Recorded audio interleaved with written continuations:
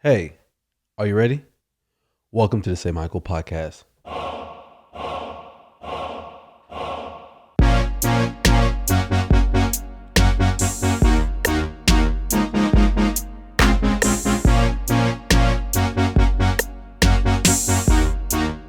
What's up? What's up? Welcome to the SAYMICHAEL podcast, one man's attempt at business, family, and comedy.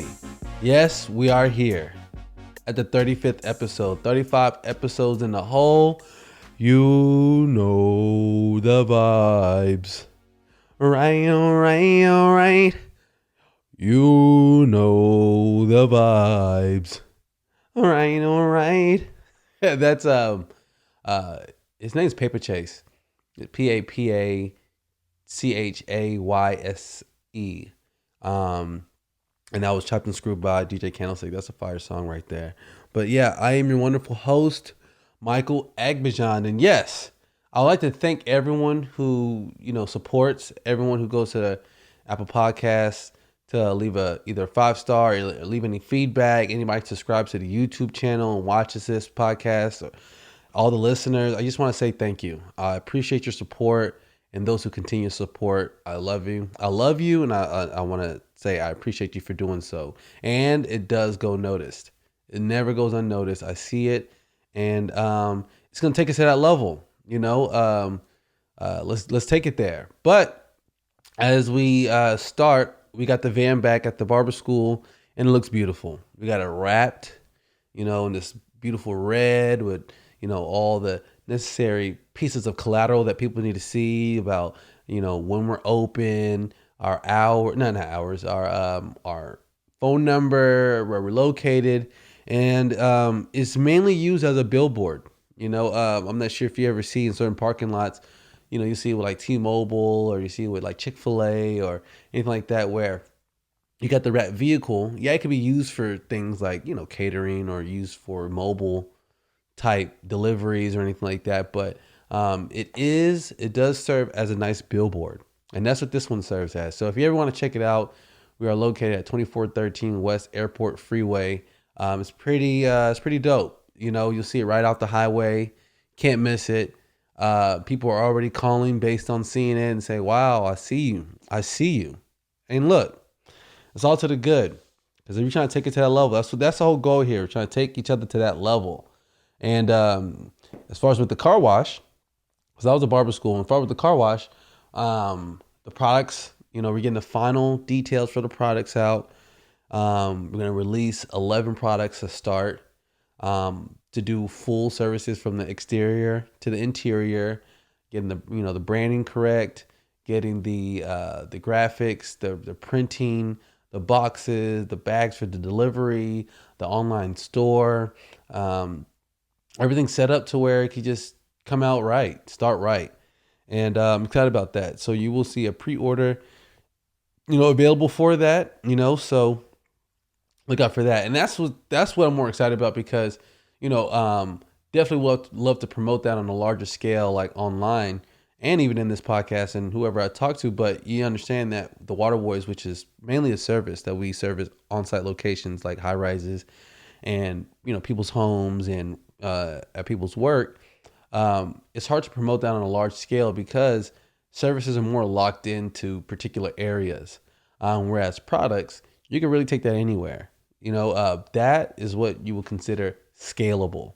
So I would like to scale the Water Boys with the car wash products, and what will come after that to get us to scale with the services is our app, and that will be a fully customized app, not a web, not a web app like some people try to do, where it's kind of like a website, a full-on custom app, to where you could access our service all over Texas, and then after that it's gonna go all over the US, and might take them to that level to where people might be saying congratulations to me, like I'm about to say congratulations to Tyler Perry.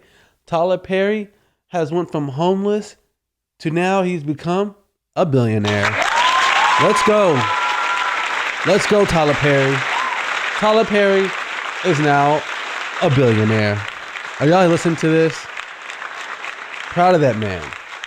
Now he got them ducats coming in. He got the ducats coming in. Big up to Tyler Perry, because this year alone we added 3 black billionaires in America. Jay-Z, as you know, became a billionaire. Let's go, Jay-Z. Big round of applause for him too. Also, Kanye became a billionaire this year at 1.3 billion. And then now Tyler Perry in 1 year. It's kind of great. The other ones are, I think, Oprah, as you know. And there's Robert Smith. He's the investor. Then there's Michael Jordan. He became a billionaire, I think it was like last year or something like that. And then you got David Stewart, who started an IT company. And so that you're looking at the revolution. You're seeing it change. It's the Renaissance period for black wealth. And, it's just amazing. But understand, Tyler Perry going from homeless to billionaire, that was a risk. It could have not worked, because there's no guarantee. When you invest in yourself, which a lot of people would like to do and a lot of people try to do, and, which is, to me, the ultimate goal of investing in yourself, which I think is the best investment you could ever make. But there are no guarantees. You could do everything right. I mean, like, invest in yourself, make all the right moves, get everything right. You could do everything right and still lose. That's how it is. But even if so, that becomes the end where you still lose, it's still worth it.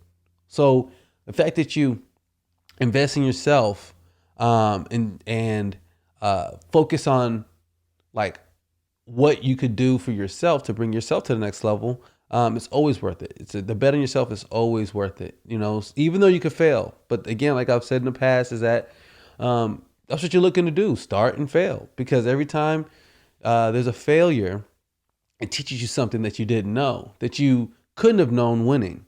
And I know it's a hard concept to understand, but it's the same thing as like falling down. When you fall and you like break your leg or cut yourself, it just teaches you how to stand up. It teaches you how to avoid things, and that's key. There's I'm not sure if anybody's ever met somebody who's never broken a bone or never had a scratch or never had a scar on their body, and then you really ask them, if you've ever met somebody like that, you're like, have you lived? Because imagine a life lived without any type of scar, because that's what life is. Life is about our scars. And the fact that Tyler Perry went from homeless to a billionaire off of just plays and his passion. And I know for sure that he probably didn't see this coming, but the bigger point of it is that, or at least the central point of it is, with all the billionaires, is that it had a lot to do with ownership. And ownership takes many forms. Ownership comes in not only owning what it is or what you have, but also taking control. Control is important. So whether that be, because you do ownership through finding a hustle quicker and faster and doing something different, or you could actually start a product or start a service, have ownership over that. That's another way towards building wealth. Also franchising and going into something that's already shown and proven itself in the market. That's another level of ownership, but you must be careful, because all forms come with limitations. There's no absolute win and no super W's with all of them, because again, there are no guarantees. It's still a risk. But there's one new hustle that I've been telling people about. If you're ever interested in trying to do something for yourself, that's different and new, and again, it's coming to you first here. There's something called, if you ever want to check it out, called liquidation.com.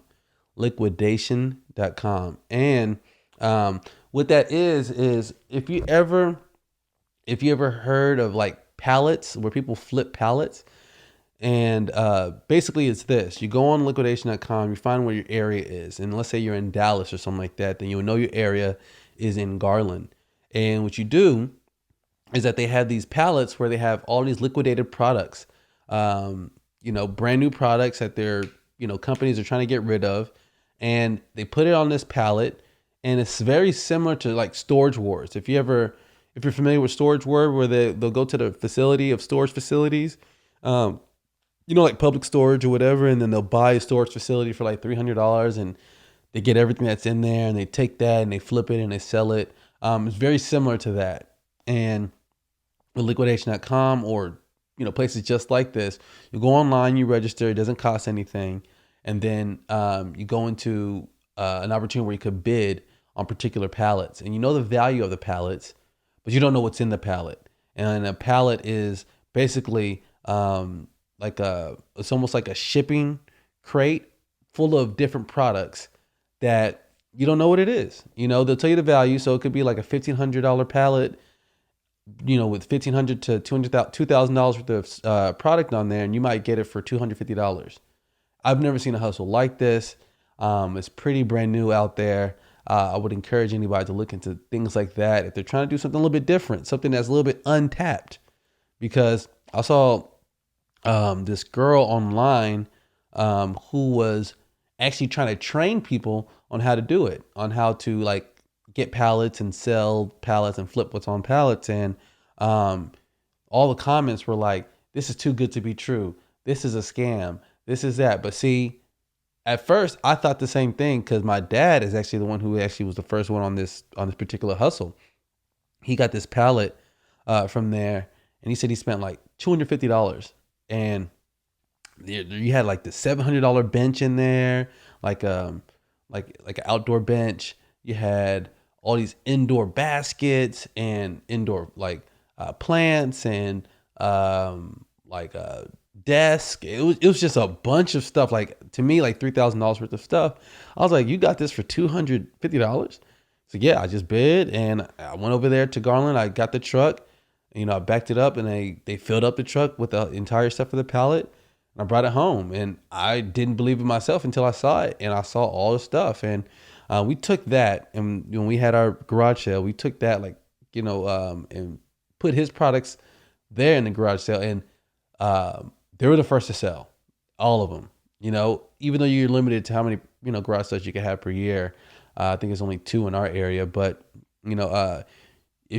if you can't sell it at your home, or if you can't sell it online, there's different ways of getting people to come visit and come see, and or shipping it out. But liquidation.com, that's one of them.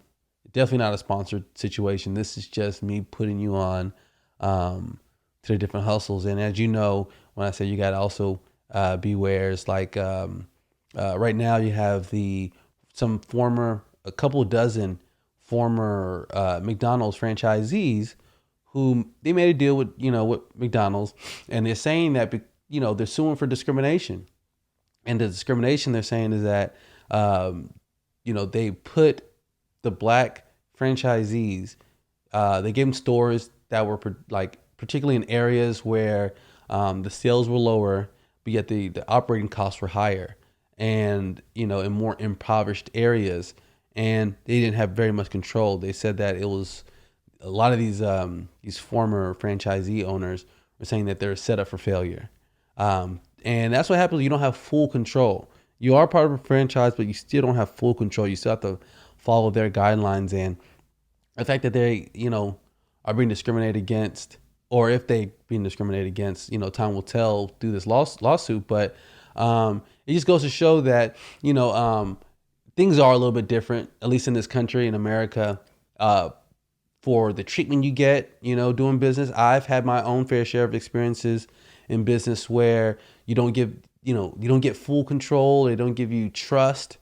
I'm not sure if it's based on discrimination, because, racism and, true racism as you see it now is super covert. It's not obvious. You're not getting someone, who's going to walk up to you, calling you the N-word or something like that, or berating you on your race. You're going to get subtle forms of it where they have people who supervise you and watch out for you, or they follow you in certain ways, or they breathe down your back because they might not trust you fully that you're going to be able to do the job. And that is the form of discrimination, because it happens. Right now you have it's like a war between being difficult, which a lot of black people are looked at as being difficult when they demand or when they request for things that anybody else would get.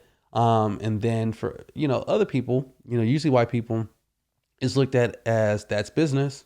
That's business. So in a case where, something didn't go right in a business deal, if it's a white guy who's the lead of that, it's usually a white woman, either one. It's usually like, hey, that's business. You gotta understand that's business. But then when it's a black person who wants things and it doesn't go right, it's to say that, oh, they're being difficult. It happened with like Chadwick Boseman, where he talked about his situation of going to like getting a role that wasn't very representative in that, it showed like that particular role that he was on, one of his first roles. It was about him playing somebody who, his parents weren't around, he was on drugs, and he said it was a huge representation of blackness, but it was in a negative form. And from that moment, he chose roles that he was proud of, and he didn't want to have any type of negative representations, of himself. But after he kind of challenged the status quo for the role that he was in on his first role,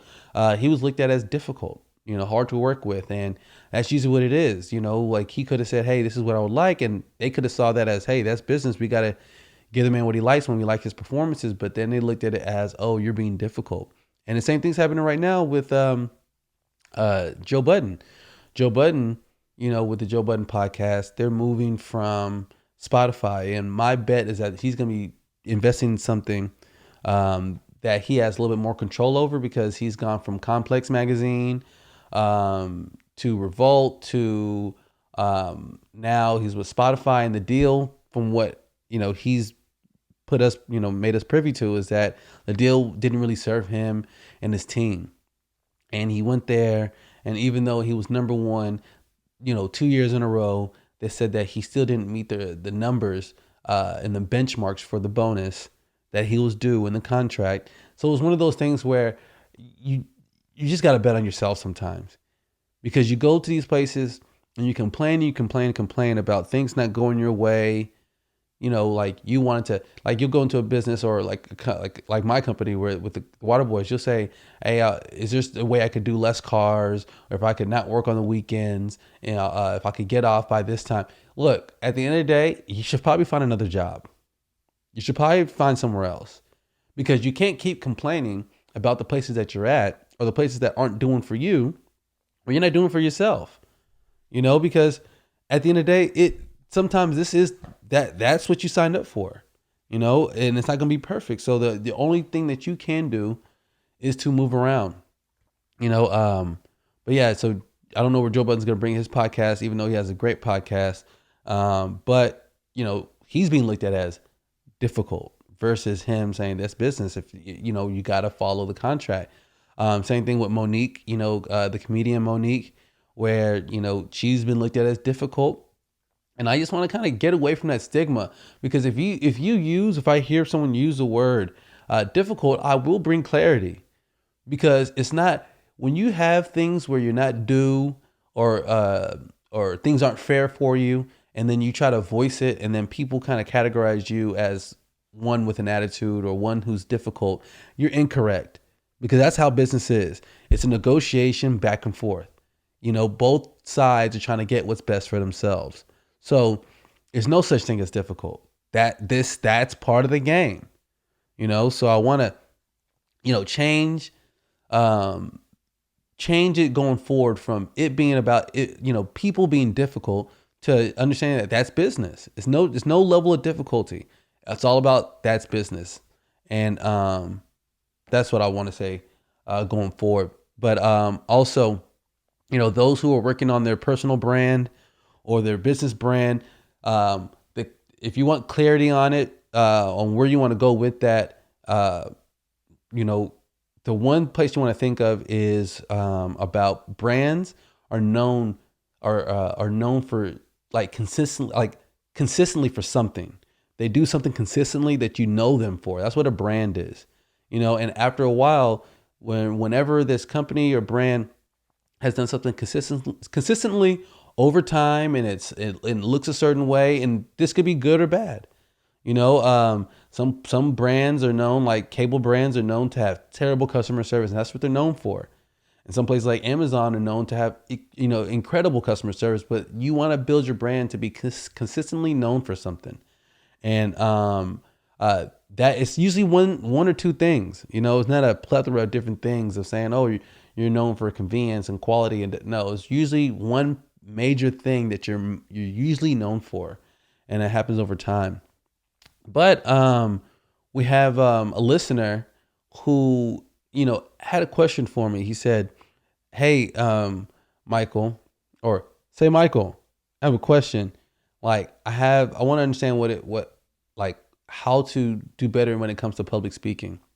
He says, when it comes to public speaking, I get up there, I get nervous, and my voice starts shaking, and I get sweaty, and all of that. Like, what could I do to improve in public speaking?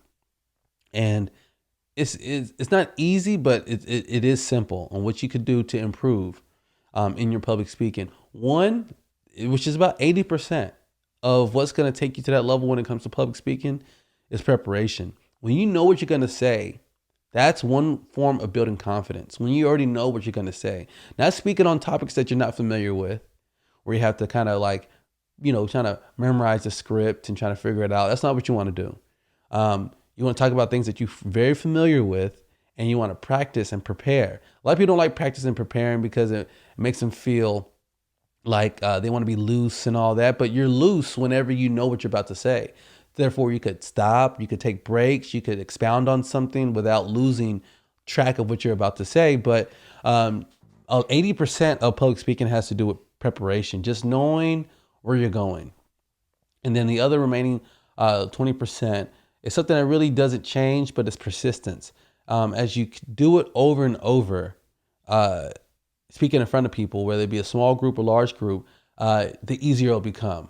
Again, that's yet another form of building confidence, of you get in front of people, knowing what you're going to say, and then you get in front of people over and over in different aspects. And this has to be with personal confidence of talking, like with a small group of like 3 or 4, and leading that conversation and speaking intelligently about what you know, not trying to reach in places where you're not familiar.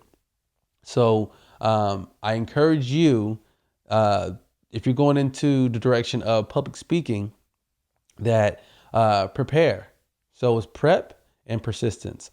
Those are the two things that are going to take your public speaking to the next level. And, being nervous, a lot of people think you could tell when someone's nervous. You can't tell when no one's nervous. You don't know. And if you can tell, people think it's adorable anyway. It's part of the charm.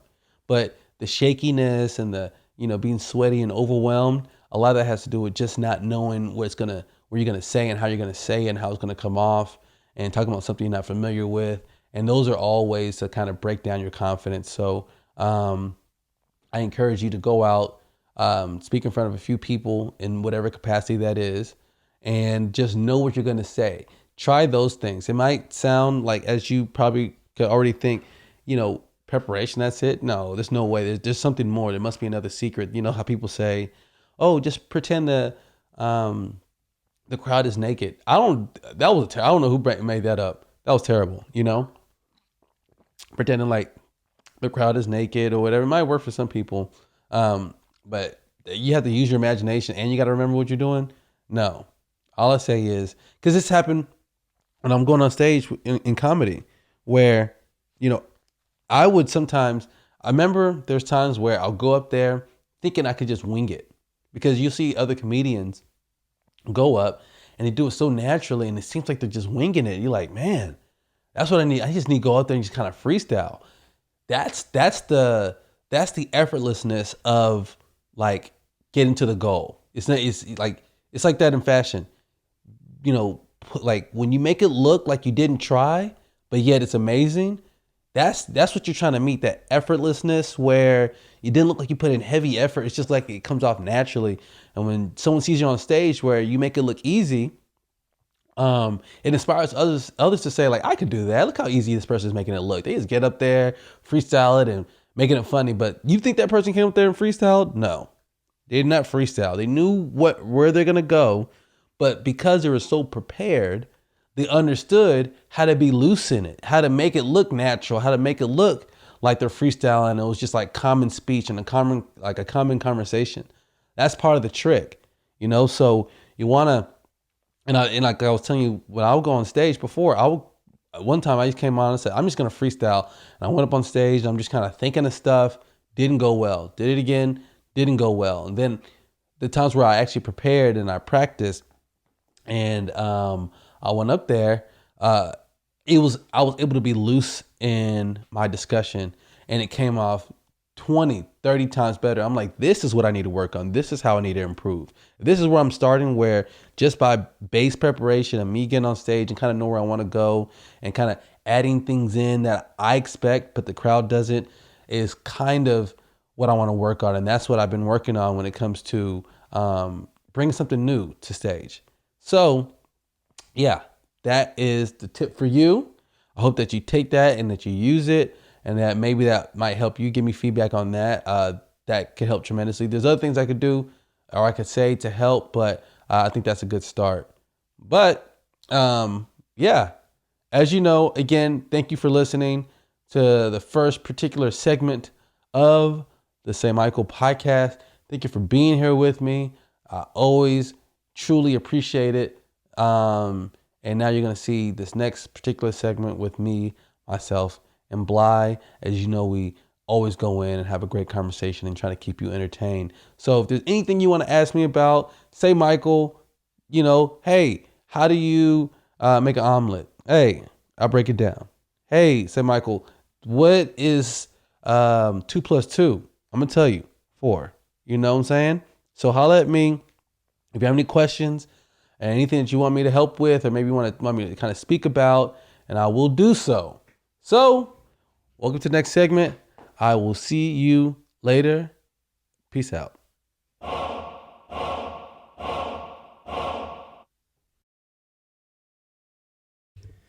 Hello there. What's going on? What's going on? How are you doing? I'm good. How are you? Oh. You all right? Talk about bad timing. Man, we got a story to tell. Yo. Yeah, how I went from a hero to a zero. No, you still a hero. You definitely still a hero in my eyes. Took that L though. Nah, you didn't take an L. You didn't. So y'all can understand kind of what's going on. Yesterday evening, I fell off the roof. This boy fell off the roof. Fell off the roof while it was raining. Yeah. See, this how the story goes. Oh my goodness. And you know, we have these skylights, these large skylights in our kitchen. Yeah. And they're beautiful. I love it. Yeah, it brings all this natural light in. But you know, it has like a leak.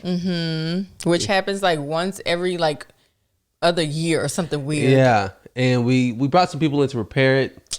They gypped us. Yeah. And they just never really solved the problem. So when it rains really heavy, we have to like put all these things out just to collect water. It's terrible. Man, y'all, we living in the projects. Yeah, I'm like, man, we got to fix this problem, you know? But so basically we went to Walmart. We bought that, was it Flex Seal? Flex Seal. This is such a ghetto situation. It's ghetto, y'all. But look, sometimes you got to do what you got to do. So we bought this Flex Seal and we get home and, you know, we're getting ready for, you know, your birthday. Yeah, yesterday was my birthday. But beforehand, like I'm trying to beat out the rain. I know the rain's coming. So I was like, all right, Blah, I'm going to go to the roof and seal, you know, put a waterproof seal on this like skylight. Yes. Grab the ladder. Yeah, grab the ladder and I put it out, you know, and it's like, look, the ladder wasn't stable. And just to get to the roof, you're looking at about 11 feet. Man. Yeah. And I get up there and I'm like trying to seal it. And then next you know, like it starts to rain. I'm like, all right, let me go down so I could like get more of this whatever flexi seal we have. Went down the ladder and I noticed it wasn't in a good spot. So I'm like, all right, next time I go up, I'm putting in a better spot so nothing happens. Right. And I put it in a better spot. I'll go back up there. I'm trying to seal it. Now it's like storming. Right. It's pouring down. Yeah. All I'm up there is just with a t-shirt and some shorts, and I'm talking about goosh, like I'm like, look, it's not gonna work like this because I'm over here trying to spread and hurry up. It's getting all of my hands, it's just a mess. And then, so Blythe, I think you're getting ready at this moment, right? Yeah, I was in the bathroom just getting ready, like doing my hair. And the boys, they were in the kitchen eating. Yes, and you could see the ladder and everything from the kitchen, so it's kind of like their entertainment. So they're just watching. So, I'm like, man, it's like storming. Let me grab all my stuff. I grabbed it, and then I went to the ladder. I was like, all right, I got 1 foot down. I put 1 foot. Okay, cool. And then, mind you, this thing's not really stable. And then I put my other foot down, and it wasn't trying to stable. So I'm like, me thinking, let me kind of curve it a little bit so I could stabilize this thing. And then it slid from under me. The ladder falls. I have stuff in my hand already. I'm still halfway on the roof. And then I fall with the ladder. Man. And then I knew as it was happening, it's one of those things where you're like, this was what I was trying to prevent. Exactly. And now I'm actually experiencing it, and there's nothing I could do. It's like a process. You know what I mean? Yeah. Like, when you've gone too far. Man. And then I fell. And I hit the ground. I was like, Landed on that right shoulder. The left shoulder. Yeah, left shoulder. I was just on the ground. I was like, Then I look back and I see the boys like with their mouth open, just looking outside the window like, oh my God. And then I'm trying to get up my arm. It's just not, my left arm is just not moving. It was just hurting. And I'm thinking at this moment, I know I definitely broke something because I fell from the top of the roof. Oof. Yeah. And hit that concrete. Then I turned back again. I finally got up, kind of did a push up with my right arm, got up. I turned around, the boys were gone. Yeah, they ran to the bathroom and they're like, Mama, Daddy fell off the roof. I'm like, what? And they're like, yeah, the ladder fell. It's on the ground. And I run to the kitchen and and he made it inside and you hear him, ugh. Man, it was hard. Like I was trying to, I was like, oh my God. Oh my God. I felt like I was going to pass out. The boys were panicking. I was trying to not panic, but I was panicking. It was just crazy. Oh my God. And the boys, you try to show the boys you're strong. You're like, oh, it's okay. It's okay. They're like, no, something's wrong. And they're like, berating me. They're like, Daddy, don't go on the roof again. Oh my God. They're like grown men. Yeah. They're like, don't go on the roof again. You scared me. Don't go on the roof again. They kept telling me like 6-7 times. You're like, Daddy's arm could be broken right now. Yeah, and I'm like, I can't lift my arm. And it's like throbbing, hurting. And then like my side. And then like, if you're watching this, like my phone was in my, Correct. Yeah, so my work phone was in my left pocket. It was like a dent in my phone. Man, that's a booty cheek dent. Yeah. Yeah, it is. And, yeah, I'm still recovering from it. That was just yesterday. Of course, you're still recovering from it. You fell from the roof, and it was wet outside. Yeah, it was like storming. It's one of those things where this is not a good idea. No, it was not a good idea. And the fact that we had to rush because the moment we picked up the boys to the moment we were supposed to start getting ready to go out to dinner for my birthday, it was like you only had a short, small window to do what you needed to do and to do it before it started raining. So it really wasn't a smart idea in the first place. Yeah, it wasn't because we're trying to prevent any type of a leak. Right. And it just goes to show you got to think through some things sometimes because the only thing I was thinking of was like I can't go to the hospital. Because we're getting ready to go to your birthday turn up. Which trust me, y'all, I tried to cancel it because. Yeah. Well, I mean, as long as I didn't break anything.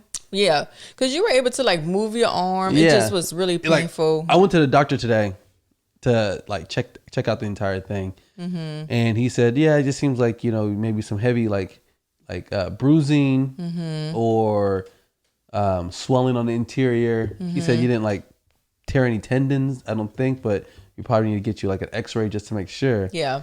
And at the end, I was like, hey, just letting y'all know, this is my wife's idea. I was just gonna kind of walk this off. Lord. And he's looking at me like, and then she's laughing. Yeah, because look, let me tell y'all something. I don't want anything to happen to you. You can't leave me here with these boys by myself. You think it's that serious? Yeah, I think it's that serious. I drove him to the doctor, y'all. I sat in the waiting room. I was like, I'm going to be here for my baby. She asked me, do you want me to go in with you? I was like, I know. I was like, the mom. I was like, you want me to come in with you? I was like, nah. And you're like, okay. Right. Just making sure. But no, I just wanted everything to be okay. You always twist your ankle or break your wrist or something, you're like, oh, I'm just going to wait it out. And then like 2 weeks later, you like, oh, I need to go to the doctor. Yeah, that happened at our wedding Reception. Yeah, where we were doing some major steps, some alpha step, and as I'm an alpha, if you don't already know, and at one part of it, like I think I broke my foot. Yeah, I know for sure, and you never went to the doctor. I never went to the doctor. It was like, I'm talking about painful for like 2 months. I was like, I need to go to the doctor, but it'll be okay. See every day. I was like, tomorrow will be a better day. So you couldn't even wear certain shoes. You couldn't even put weight on your foot like that. Yeah, I'm like, skip. I was like, this is crazy. And then eventually I went to the and got an x-ray for it. Yeah. And they x-rayed the wrong foot. I told them, I was like, it was my left foot. It's like, oh, but our work order says right. I'm like, I know, but it's my left. It's like, yeah, but this is what they sent in for the work order. Oh my God. So it was a waste of time. It was a waste. Yeah. And I was like, all right. But basically, it made me question, like, what makes someone, what makes you to a point of mistakes, like random mistakes happening, to a point of like being like accident prone? Oh my God. Do you think you're accident prone? No. Do you know anybody who's accident prone? You think I'm accident prone? No. I don't think so. No, not at all. I mean, I think what you did was definitely a mistake that you would never do again. Because you've been on the roof before. Plenty of times. Yeah, but not while it was raining or before it rains or even after it rains. I was thinking when I was coming down, because the roof is like a ramp. Yeah. I'm trying to hurry, but not kind of slow down. In my head, I was like, half I rolled off. That would have been even worse. Yeah. You probably would have hit the patio table. So I'm just so thankful. Thank God nothing serious happened, because honestly, you could have killed yourself. Yeah, something could happen. Yeah, had you had been like 10 years older too. Man, see what I'm saying? Men, y'all age so gracefully. Like, I was told her, I said strong. I said if I was like 80 years old, I'll be dead. Broken, my whole body, bones and brittle all over the ground. You said the bones would be on the ground like peanut brittle. Just be all broke. What is it? A Jello bone? Yeah, just all over the ground, looking like a skeleton. I got a employee who's really accident prone. Oh, really? He just forgets things. Trips over things, locks his keys in the car. Oh. Cuts his finger. That's just like a person who just has a lot of bad luck. Yeah, is there a way to prevent that, or I don't think there's a way to. If that's who you are. That's who you are. I feel like you could probably. Because you got to be more aware. How can you be more aware than what you already are? You know what I mean? Because that means you'll be doing tasks super slow. You're like, all right, don't touch like this. You're like, don't move. Oh my God. But literally, if you were trying to watch out for every movement and you're an accident prone person, because sometimes what does it take to be accident prone? Does it mean like, let's say you bump into the wall every now and then? That's not accident prone. No, I feel accident like if you really like hurt yourself, right? Yeah, but people are so embarrassed to, like, when someone admit that they are accident prone. No, when someone has an accident or a mistake, and then, like, for example, which I will front them out directly, Adiola. He told me he was cutting something, and he said, "Man, bro, I was cutting something like for like one of the seasonings or whatever," and he cut his finger. I was like, "Oh, you cut your finger?" Like, yeah, but like deep. He said, "I needed stitches." Ooh. Yeah, he had to go get stitches. But at first, he just tried to wrap it up and do that. But he said it was gushing blood. I know. Ooh. Yeah, that make my skin cringe. Yeah. Ooh. He said it was just gushing blood. I was like, what happened? He's like, dawg, it was just a mistake. And people get upset. That's so funny. When they make a mistake. And I got my other boy, Austin. I guess something happened with a house, that he's building. And he cut into his thigh. Ooh. Think about that. All your thigh meat exposed. Oh. And then when I asked him, I was like, hey, what happened? He's like, I don't even want, bro. It was just me being stupid, bro. I did something stupid. I was like, but what happened? He's like, it's just stupid, bro. Like, meaning he could have prevented it. I think that's most mistakes. Yeah, but he did it knowing it was going to be stupid. But he was like, I'm going to just do it anyway. And then that was the outcome. You can't mess with glass, though. Glass and like. Yeah. I see those like, especially with Chopped. When they're trying to hurry up. Oh, yeah. And they're looking at the time. Yeah. And they cut themselves. Finger. I'm like, ooh. I didn't want to. How can you eat the food? It's so nasty to me. I know. You have to go wash your hands and then put on gloves. I wouldn't want to eat the food. I wouldn't want to eat the food. But that probably happens, anyway, at every restaurant. And I'm sure we've probably eaten bloody food. Oh, I can't believe you said that. That's so nasty. So gross. Imagine how much stuff ends up in your food and you don't even know it. That's what I'm saying. Like, every restaurant got rats. I mean, come on now. Every restaurant, they got roaches. People be dropping food. You think they gonna recook that food? No. No. Put that food right back on the plate and serve it to you. You can't apply this to all restaurants. Not all restaurants, but 99.9% of them. You feel like that's the case? Like, yeah, of course. There's some behind the scenes issue that you're just not seeing. Well, I used to work at a restaurant, and I used to see the waiters like eat off of people's plates before they gave them the plate, before they said to put it on the tables. I used to see that all the time. And then this guy I know, actually, he lives here in Dallas, but he's from New Orleans, and he worked at a hotel. And he was telling me that he worked in the food service, and that, you know, let's say you ordered a hamburger and fries, and then when you got done, you didn't eat all your fries, and I ordered a hamburger and fries from a different room. They would take your old ass fries, put it on my plate with some new fries. I know they play those games. Yeah. And you know, it's funny because when I was in Vegas last year, and I ordered room service, which I hardly ever do because I'm not a big fan of room service food. And the burger. Why? I don't know. Something about it just don't taste. It's not good to me. It's just like not great quality. Like not fresh. Not fresh, yeah. And to prove my point, the burger was cold. The cheese was like a weird texture. It wasn't melted all the way. It looked old. And the fries was cold. And I was like, I think they gave me somebody else's food and like try to reheat it in the microwave. Yeah. It was just really That's what disgusting. I feel happened when we went to Oklahoma with that steak. Yes. I feel like they didn't try to reheat it Yeah. and recook it. I'm like, it just doesn't work like that. Even now, when you buy something, sometimes it is good when you reheat it and all that. But what I'm saying is, if you cook something and you made a mistake in the cooking process, and you try to recook it in a way, it never steak. works. You can't recook steak like that. Even chicken, you take out chicken too early. That's true. And then you're like, oh, it's not cooked all the way. You can't pop it back in. No, that's disgusting. Unless it's on the grill. Oh yeah, but I think wouldn't it dry out? No, I don't think so.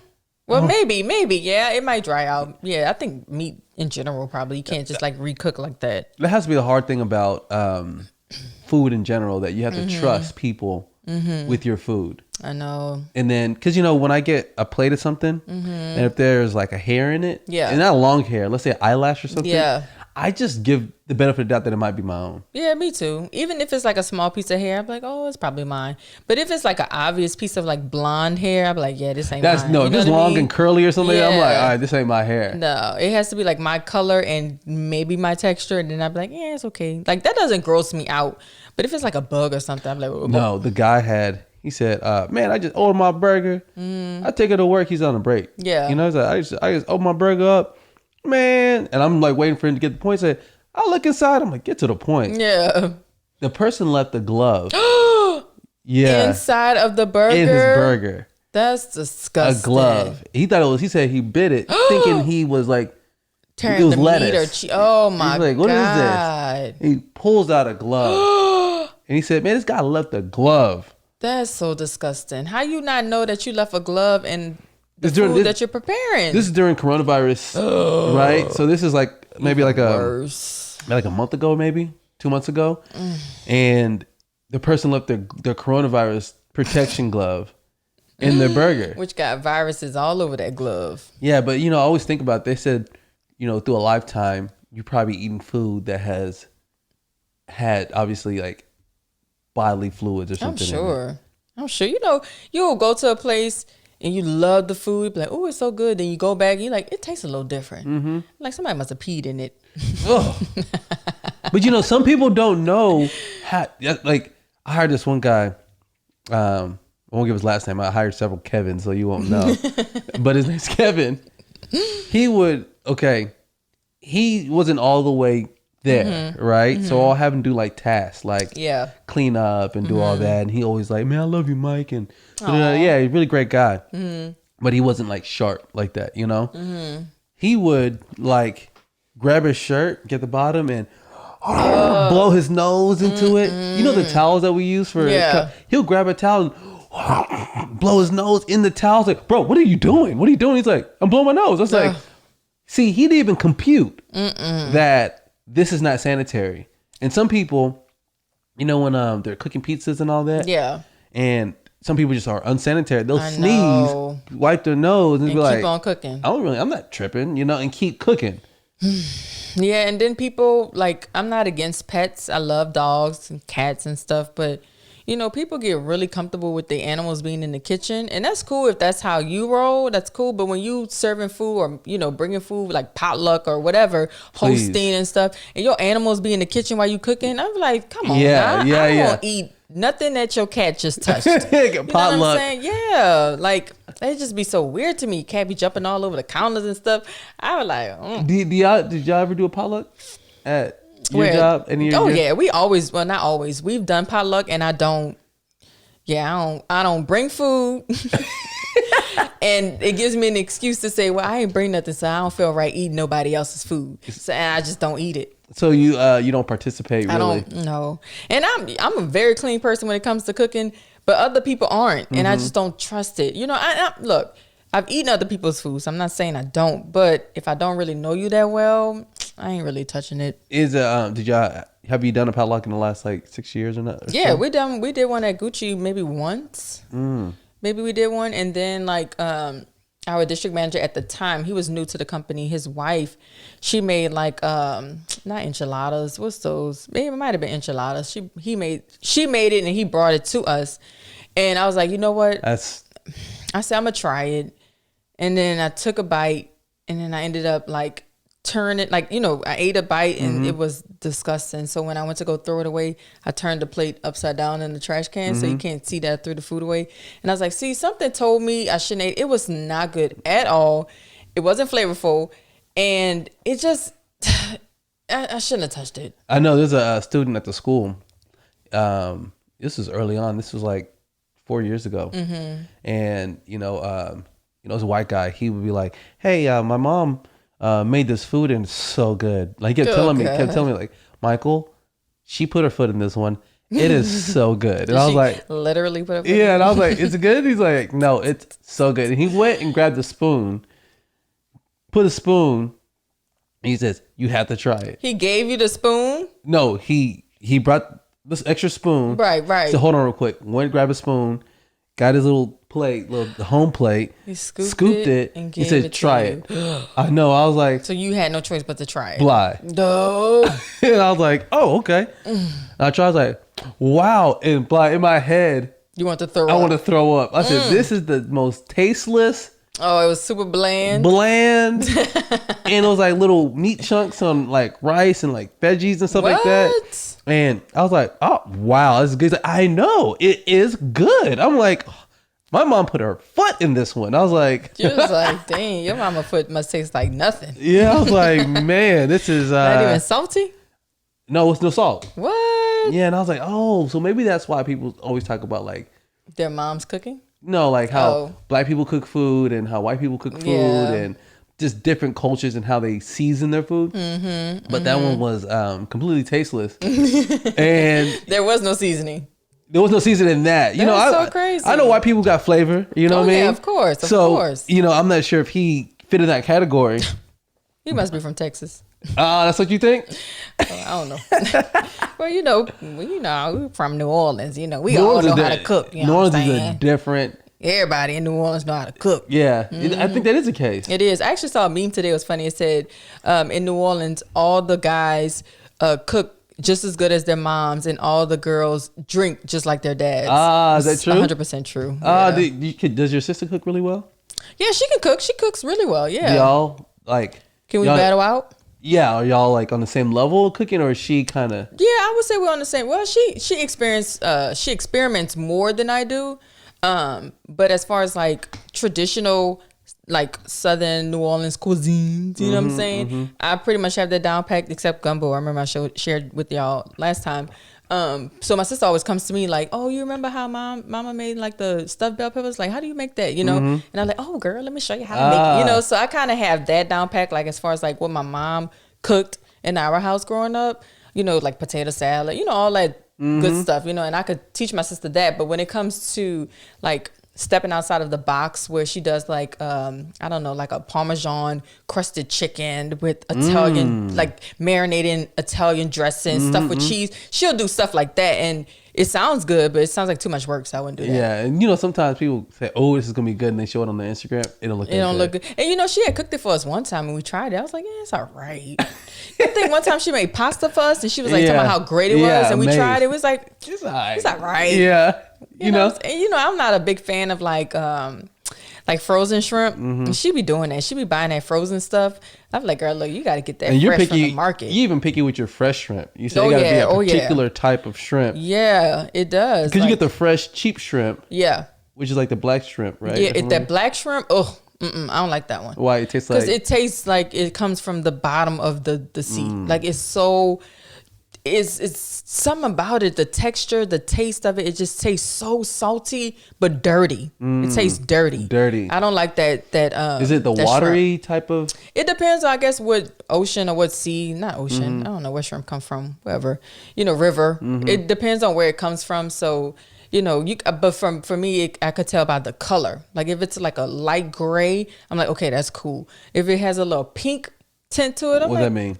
I don't know. Something about it, it's okay. I'll buy that sometimes. I don't know what it means. It depends on what type of, you know, you look at it like you look at it like as a freshness type thing. Like, yeah, if it's dark black, which I've made that mistake buying before because it was on sale. Yeah. Ooh, I did not like that. See, dark black. I be buying stuff on sale. My sister's like, why are you so cheap? I'm like, I don't know, but I don't know why I'm so cheap, but she's like, when did you get like that? Since you had the kids? And I'm like, no, I think I've always been cheap. Yeah. I don't know, but I think it's not about you being cheap, frugal, or anything like that. I think it's that you like deals. I love deals. Yeah, because I don't think you're cheap. Because if you're cheap, as like, I would consider myself more in that sense where I don't really. No, I wouldn't consider it cheap. You're not cheap. You just don't like to spend money. Yeah, I like frugal. to look for. Yeah, I like to look for deals. So if I'm gonna buy something, I'm like, okay, well, let me check out at least 3 locations and see who has the cheapest, who has it for the cheapest, you know, price, and then I'll go with that, which is usually Amazon.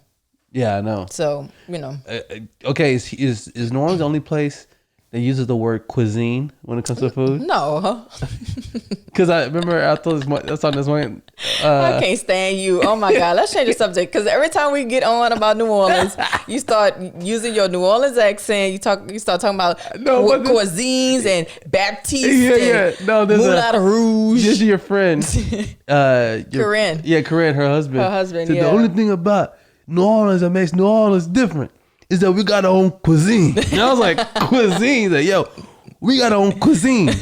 And our cuisine is, I was like, cuisine? I never really heard people. And then you had the nerve to question that man. You was like, what's a cuisine? I was like, oh Lord, here we go. You breaking it down. Now you got to have this man explain what it is when he probably don't even really understand himself. But in my head, I'm like, I see it like lean cuisine. Yeah. I never thought that cuisine was an actual category. You play too much. That was too funny. I can't. I cannot. But actually, we're going to New Orleans this Saturday. Oh, how excited. Wait. We have not been there in so long. Actually, I went a few months ago, but you and the boys haven't been in a long time. So super excited. And then we're going to go to Florida, hang out on the beach. I know. This is going to be good. Yeah, it's going to be a really, really good trip. I'm super excited. But how bad is the corona up there in New Orleans? Is it probably just like Dallas. Yeah, I think it's up there like Dallas, but there's some. But you know, in New Orleans, there's a lot of businesses shut down. Whereas in Texas, everything's open but bars, and I think bars are starting to reopen now. Mm-hmm. Yeah, it's because you know, Florida. Because you know, when you do it with family, you're not gonna be around a bunch of people, especially on the beach. No, heck no. It's just gonna be us. And like my mom, my sister, my brother, and then my sister's boyfriend. Oh, she's coming too? Yeah, she's gonna be down there. And I think my brother, maybe his girlfriend, my dad, maybe. So it's just gonna be like us. You know what I mean? It's a family affair. Let's go. Yeah. And then Idol's birthday is on the 11th, so we're gonna celebrate his birthday on the beach. He's gonna love that. He's gonna love that, right? I think that'd be kind of. How are we gonna do it? Are we gonna let them just kind of touch the water a little bit? Well, I told them this morning. I was like, "Hey, we're gonna go to the beach on Sunday," and Idol's like, Mama, I don't want to go in the water. I was like, okay, so you just want to make like sand castles? He was like, yeah, I want to do that. Yeah. So he's already like not, I mean, I'm sure he's going to stick his feet in it. Yeah, until he gets comfortable. But Kenzo probably we're going to have to watch him because Kenzo going to go straight for the water. Yeah. You have to, you have to watch him. We might have to put a leash on him or something because he's going to see that water and he's going to go straight for it. Yeah. I remember the time where, I mean, look, I was so calm by it because I knew I was right there. Yeah. You know, they have these floaties around their their body, and he like a vest. Yeah, like a vest. Yeah. And I'm taking idols off so we could, get the boys ready from like we were just outside in the pool for however long, and then Kenzo, the youngest, 3, he takes his off, and then he walks back in the water. See what I'm saying? And he falls straight, and I just grabbed him. I was like, "What are you doing?" And he's like, I was like, 'cause in a child's mind, you can imagine how water is. Water looks like it's not dangerous. Exactly. It looks fun. Looks like you go walk on it. Looks like relaxing. They don't know the dangers of it. They don't. And he learned his lesson that day. He'll tell you now, I'm never doing that again. Yeah, that's what I know. He knows not to do that again. That's dangerous. He's like, Mama, I couldn't breathe. I'm like, I know you couldn't. Under that water, you definitely couldn't. But it was cool because he's right next to me. Yeah. So, I was like, and I grabbed him. But imagine if I was like with Idol doing something. Yeah, if your back was turned. And my back was turned. Man, see, God, he be with us. Yeah, I know. I was He like, be with us. I said, it could have been that where I'm like, Idol, do this and do that. And I'm looking behind, not... exactly. Especially when you have the kids, there's a lot of things going on. You're trying to handle it, So imagine you trying to like run and get a towel real quick and run back. No, you can't do that. I mean, even though we trust our kids and we feel like, they're not gonna do that. They will. They will definitely do it. And it's funny how men and women handle things differently. Like Kenzo falling into the pool, you look at him like, and you just grab him. Me, I probably start freaking out. Yeah, you probably would have screamed and like, don't do that again. Oh my God. I would don't do that again. Freaked out. Yeah, it would have been, a whole nother story. The other time we're in the pool, this is recently. All right, I'm putting Idol, our oldest, in, and he has a floaty thing, right? The back, there's a strap. Yeah. When I'm pull the strap, the strap breaks. What? Yeah, what it's broken So he can't use it anymore? No, I guess the part where it broke, I was able to get that part, weave it in. Oh. So I had to watch and make sure like his didn't come loose. Apart. Oh, that's scary. Yeah, I know, because I'm literally, how he grabs Kenzo's? Yeah. He yanks on it. Yeah, imagine if he like yanked on it and it came off. And then just in the pool. He's just in the pool playing. And then it literally could have it could have been 3 seconds because it just takes 3 seconds to go down and drink. So the do water. I need to buy a new one then? Yeah, definitely. Yeah. Yeah, you got to buy a new one. Lord Jesus. Because when it broke, I said, we can't swim anymore. And they're like, Kendall was about to cry. He's like, why can't we swim? I was like, the strap broke. And they're like, oh, no. And I was like, let me figure it out. And I figured it out. And it went and it was like strong. And I, did all that. I was like, all right. But I noted, I'm like, all right, we got to get a new one of these. And when was the last time y'all went swimming? What, Sunday, Saturday? Yeah. And I'm just not finding out. Yeah, but it worked. That's what I'm saying. Knocking out with you. It worked. And we're going to the beach in a few days and you over here, oh yeah, he need a new one. Yeah, let me hit up Amazon real quick, get that overnight delivery. You do. We just watched Brandy versus Monica. Oh my God. What do you think of the experience? Well, we didn't watch it. We listened. Well, you watched it. Yeah, we listened to it. I watched like 50% of it because I was in and out of it, but we listened to the entire thing. Oh my God. What's your overall rating? Like, what do you... Man, out of 5 stars, it was a 6, 7, 8, 9, 10. It brought back so many memories of just me being a kid and listening to like Brandy and Monica and just walking up the street singing the songs. I used to wear them same big ass shoes that, them little clog heels and stuff.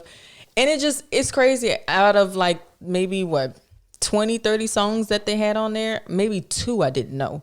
And I knew all the recent stuff, all the old stuff, but it was 2 of them I didn't really was like familiar with because I never owned their albums. I never bought an album. How'd you listen to the music? Just the radio. So if it came on the radio, I knew what it was. Or maybe my sister may have owned the CD and I just listened from her. But it was just like, man, it brought you back. Brought me back. Yeah. And it was crazy because the song would play like immediately as soon as the song dropped. I'm like, oh, I love this song. I completely forgot about this song. And then I still remember the words. So who do you think won when it comes to who really brought it? Brandy or Monica? Well, okay, so I'm gonna have to say Brandy only because and I shout out to Brandy. Look, I love them both. I love both of their new singles. I love both of them. But I felt like Brandy gave us a chance and an opportunity to sing along. She'll play like the first verse, the chorus, and then she'll play like the bridge or whatever, like the most important part of that song, and we get to sing along, and she didn't cut it off on a good part where Monica just played like the first verse and she'll cut it off and then she'll continue to like sing it. Yeah. And I'm like, dang, we want to hear like the best part of the song. Did they get 2 different rules or something? I don't know. Maybe Brandy set up and was like, hey, this is what we gonna do. We just gonna do this and that's it. And then Brandy, like, you know, the day of, she was like, I was just kidding. You know, I had to extend mine a little bit. I don't know. Maybe it was because, you know, they were beefing before. But I don't know. But Brandy, man, she brought it. Yeah, she brought it. Like, oof. The stories behind the scenes on it, the music itself. And if y'all haven't heard, any listener haven't heard from this, you should go on iTunes. Yeah. Apple Music.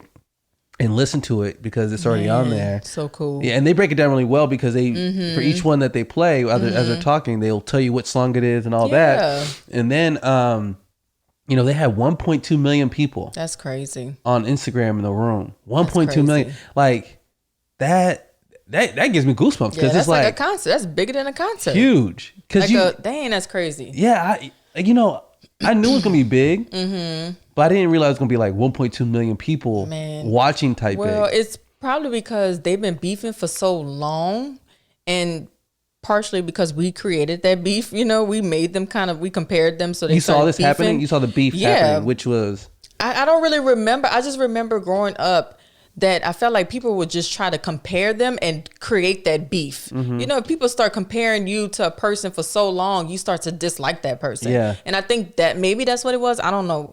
They didn't really talk about it. Yeah. I think, and then they were so young. They came out when they were like 12, 13, 14 years old. So naturally, if you're constantly being compared to someone who's very similar to you, it's just automatically, it's like a competition, I would think. But Kelly Rowland said the same thing. Oh, she was being compared to Beyonce? Yeah, she said, like, to this day, she still had to deal with it. That wow. When she makes music, sometimes she wants to make music, like, straight from her heart, and that's what it is. But then she has to filter and say, they're going to say this sounds like Beyonce. See, that sucks. You can't even be yourself because you're always constantly being compared to someone else. So she would never really be 100% herself. Yeah. Until she, I don't know. But I say if you're going to be compared, be the competition, though. Well, who's going to compete with Beyonce? I know. I mean, that's what happens. Is like when you are the second place. You know what I mean? Like, who's second place in McDonald's fries? Wendy's fries? No, hell no. Who's? I like Burger King fries, but I don't think they're second. I like Rallies, which is Checkers. Okay, let's say Rallies and Checkers. And yeah, those fries are good. But you know, Chick-fil-A got some good waffle fries. I even like Brahms. Their fries are really skinny and thin.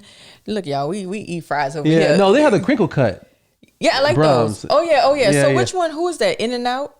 Yeah, In-N-Out got good fries. Okay, I had to get used to it. It's like a palate change. I love it. Yeah, I'm a big French fry person. And how they do it. That's the cool part, to see them actually make the fries fresh from each like potato or whatever. Yeah, that's super cool. But so what I know, when you are second, it's hard to get out the shadow of first. You know what I mean? Because everyone uses the first as a measure to everything else, and it sucks. Yeah, but Brandy, I felt like maybe, I guess I wouldn't say more, had more of range, you know what I mean? With like her vocals of doing both her background and doing like, you know, they were talking about their different tones that they were able to hit. Yeah. And, you know, Brandy threw a few digs about her harmonies. I heard that. Yeah, they were kind of like, you know, bickering like girls do, you know, shade here and there, but it was all good and fun. I enjoyed it. And then I liked how, like, when Brandy, she would introduce a few songs, she would have a story to tell, or she would have like a poem or something to introduce the song. But you know, she was doing her subtle bragging. She was like,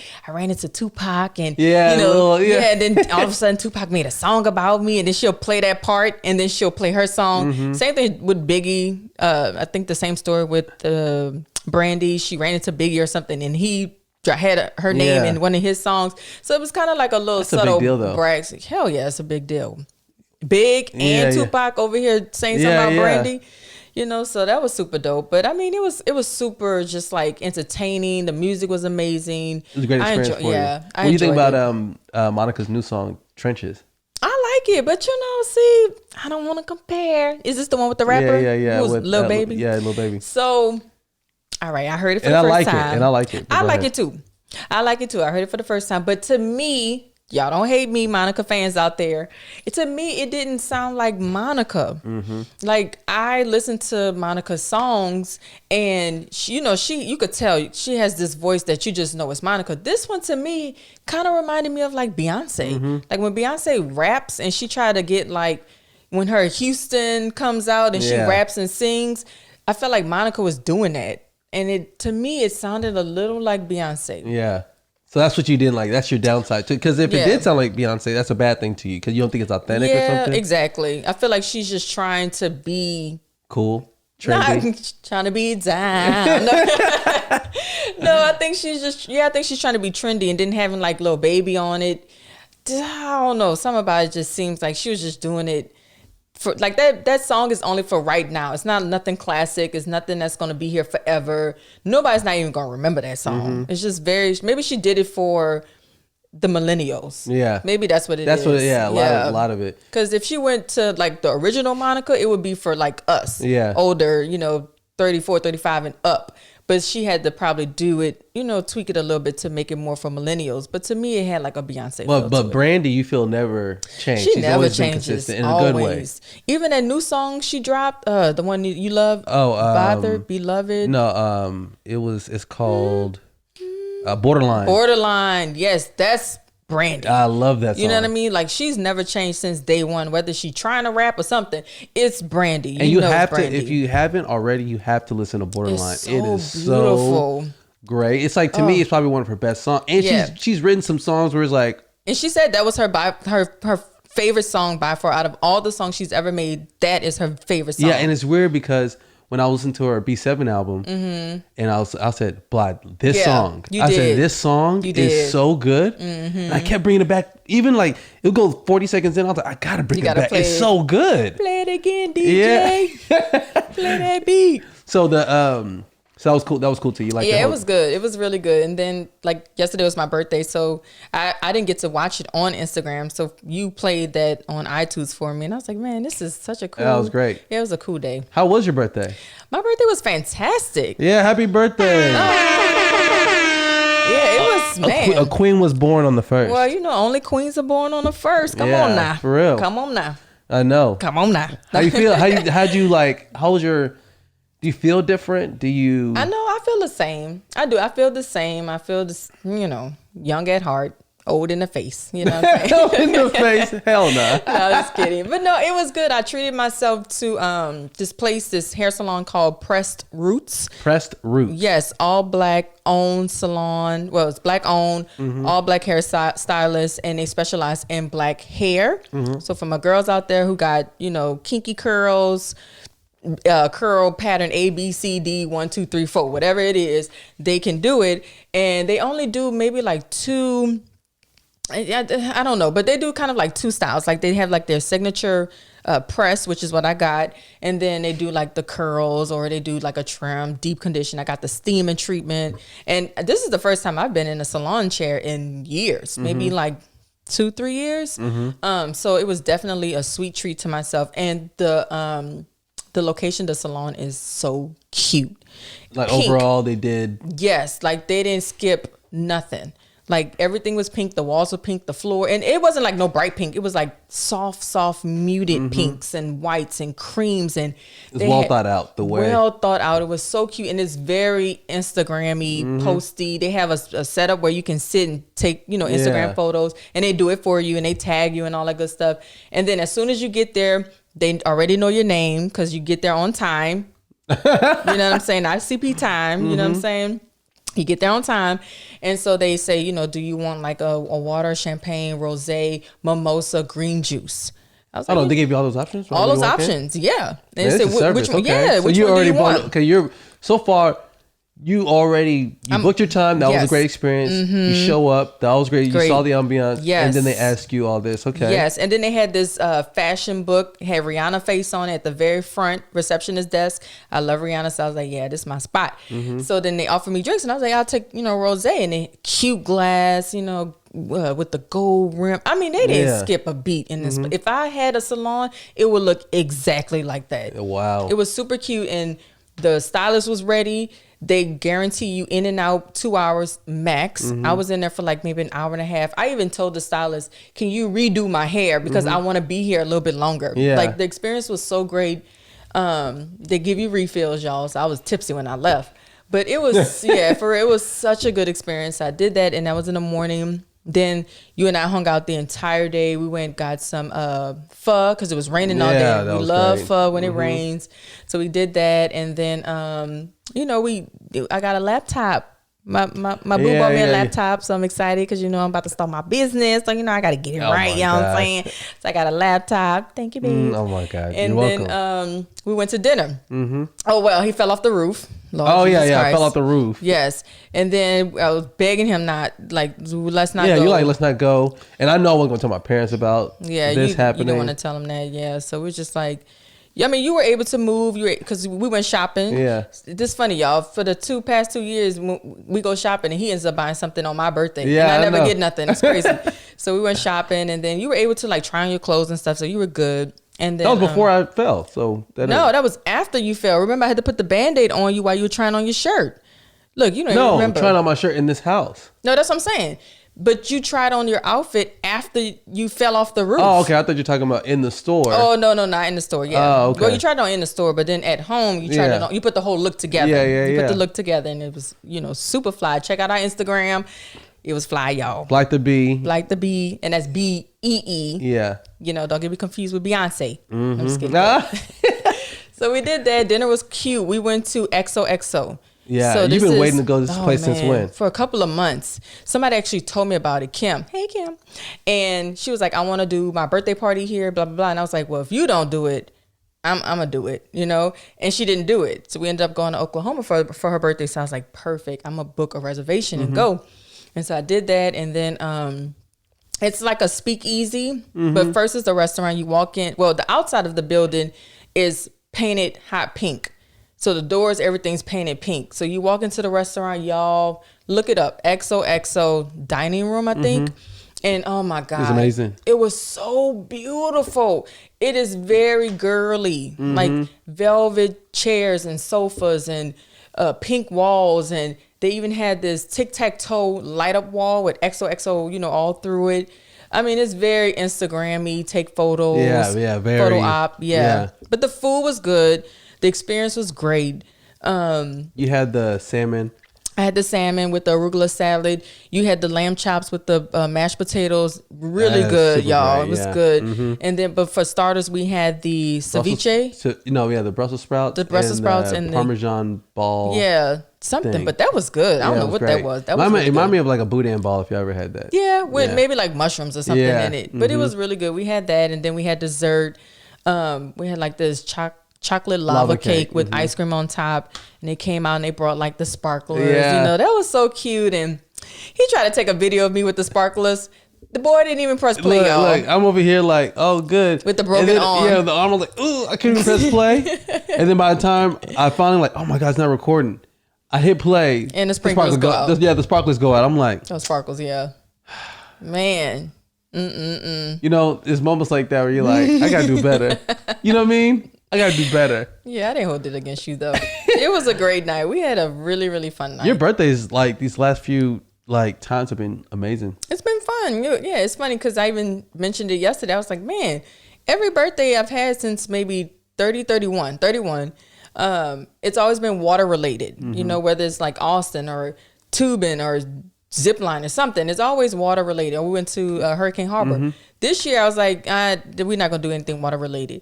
But it rained the entire day. So God was like, nah, I'm going to get you that water related. I'm get you that water. I'm going to get you that water. You know what I'm saying? And it rained the entire day. But it's all good though. We had a good time. Yeah, it was great. And the rain.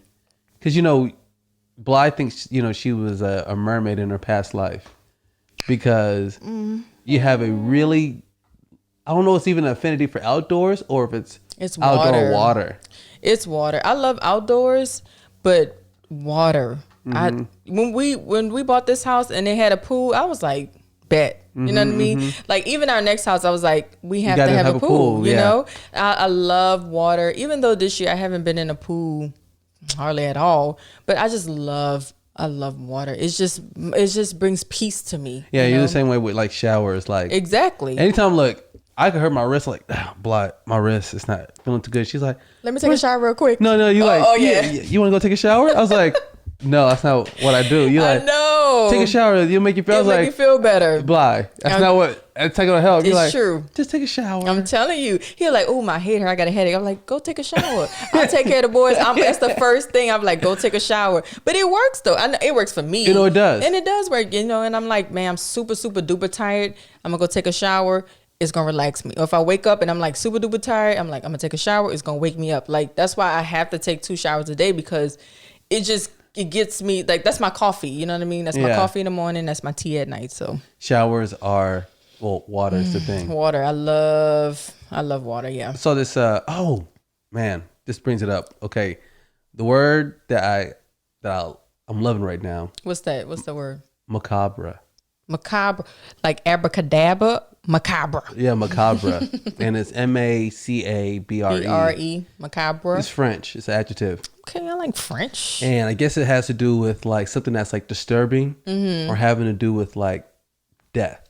You know, so you relate something like, let's say you go to haunted house, it's like a macabre haunted house, which is wow. like ones that are best in like dead people and all that. That's a macabre, like, or if you're like into like macabre thrillers. Oh, that's cool. Yeah, macabre thrillers are like ones about death and disturbing, you know? I don't like those. No. Yeah. So that's the word. But the way that word came up about macabre is that this woman responded to this video of Chadwick Boseman, and he was talking about like, are you looking forward to like doing this movie? And Black Panther 2, he says, I'm dead. You know? And people are like, you need to listen to when people say that. And she's like, look, y'all are turn this into a macabre situation. Yeah. Did he say I'm dead, or did he say I'm good? I'm dead. That's what he was saying? Yeah. For some reason, I thought I kept hearing him say, I'm good. No, he kept saying, I'm dead. But that's what he was saying. Yeah, but see, what they were conflating what he said. He was saying, I'm dead, as in his character. Oh, because he did die in Infinity, one of the movies, I don't know. Yeah, Infinity War or something like that. Yeah. You know, so he's telling her, I'm not in it because I'm dead. Gotcha. But people made it seem as if he's like predicting his future, that he's not going to be around. See, yeah, people be doing those. And it could have been that. It could have been a little bit of both. We don't know, but let's not start that, y'all. Yeah. Let that man rest. But yeah, you know, I know we could probably talk forever about Chadwick Boseman. Yeah. That one affected you too. It did. When you broke the news to me, it hurt. It really did hurt. But it didn't hit me till about like 2 days later. Man, it hit me hard. Hit me hard. So I think it affected everybody, you know. Anybody who was a fan of Black Panther or any of the movies he did. What movie? The last movie we saw was Five Boss. Oh, The Five Bloods. Five Bloods. That was good. That was a funny, good movie. And it was unorthodox. It wasn't a normal type of movie. It was not. No, it wasn't. Which is why it made it kind of like really good. Yeah, it was good. It was good. But then I kept getting upset with that movie. I can't remember why. I was just like, why is he doing that? Yeah. It was things that decisions that weren't normal decisions. Yeah, it was just so you're like, upset. this is a movie. You know what I mean? Because like, but it was making my heart beat the whole time. Because I was just getting upset the whole time. But yeah, The Five Bloods. Y'all need to watch that. That's on that Netflix still. Spike Lee joint. You know, I love me some Spike Lee. Yeah, unless he did Manchurian Candidate. That was his. Oh really? I think it was his 1L. It was like, oh wow. You know, when you do those movies, they do those like passion projects that are like way over the top. Yeah. I think that guy Chris Nolan, he does Inception, and even to this day, when they ask like Leonardo DiCaprio, like, so what's Inception about? He's like, look, I don't know. That he just did what he had to do. Yeah, I just did what I was told, and then he just came up with the recent one, Tenet. Is it very similar? Very similar. Is that with Denzel's son? Okay, yeah. But he goes by a different name. Oh, really? Yeah, he goes by like he changed his name or something? No, like he uses his middle name instead of using his first name. Yeah, it's not like, I forgot. I think his first name like David or something like that. Something Washington. Yeah, I'm not But sure. instead, he uses his middle name as his last name. In that sense, you don't want to be connected to his dad. It's too late now. We know who you are, sir. But remember, I told you that I think they have beef in some capacity because he always compliments his mother in a certain way and doesn't really give any type of praise or shout out or anything to his dad at all. Based on who his dad is. So I feel like that movie where. He probably hates his dad because people keep comparing him to him. Yeah, I bet that. And I don't think his dad was around like that for him to. Well, he was out there making movies for us. That's why. Yeah. The John Q's and the Training Days. That's why. The sacrifice. The sacrifices. He's like, he's probably telling his son to raise a child, he's y'all. like, we made that movie about you. John Q's like, Dad, that one about me. You're a liar. You're a liar. Don't say that. Don't say that. Man. That's so funny. And anything else you want to? I could talk all day. I'd be having too much fun on this podcast. No, it always puts you like in a good mood. Yeah, it makes you feel better. That's true. That is true. But yeah, I think this was great. Happy birthday again. Oh, thank you, babe. A queen was born. The queen was born on the 1st, y'all. And y'all enjoy your day. Yes. We'll see y'all later. We love y'all. Peace out. Bye.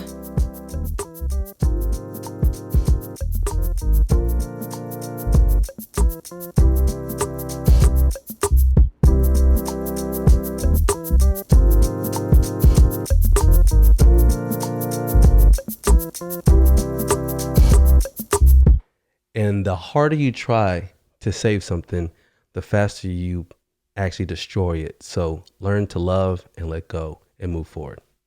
Peace.